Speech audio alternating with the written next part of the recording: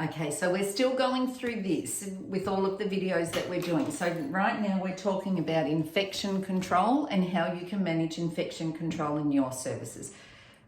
Firstly, you need to understand how infections spread, which most of us do, particularly on the back of a pandemic. We all understand how viruses spread through touch, coughing, noses, those sorts of things. Now, children are more susceptible to viruses and bacteria and cross-infection for a whole range of reasons. Purely their immune system is still developing, they're still young, they don't have, as they're maturing, they may not have the cross-infection processes, like they might sneeze on each other or cough on each other or, wipe their nose and then touch each other. So we've got a lot of practices that children, just by being children, will do. So that makes them a little bit more susceptible. So what you've got to have in your home is some kind of cleaning schedule so that you can manage that cross-infection. Now, things like keeping children home when they're unwell and getting clearance certificates, that's one way. Although I often see an abuse of that, so be really mindful when you set those standards.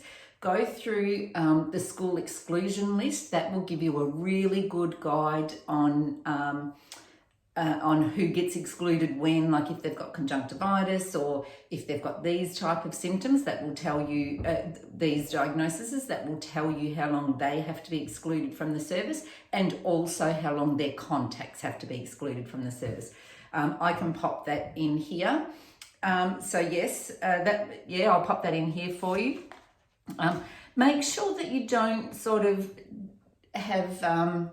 Make sure you don't sort of scare parents, because there are a lot of symptoms that children can have and it's just their body's mechanism of dealing with things. So a runny nose may not necessarily be an infection. So you've kind of got to know your child and your family and know where they're at different stages developmentally, and it can just be their body working something through. So they may not be infectious. Okay, so as far as your cleaning schedule goes, make sure you do your wet areas, your toilets, your sinks, any kind of wet area. That's where bacteria loves to grow. We all know that. So if it's warm and a little bit dark and a bit moist and left overnight, bacteria will grow in those places. So make sure you've got a cleaning schedule. So do your wet areas, have some kind of checklist. It's good for you. And I always say, the processes that I want you guys to always have in place, a lot of them, of course, they're to protect children, but the second reason would be they are to protect you. So let's just say you do get a breakout of some kind of infection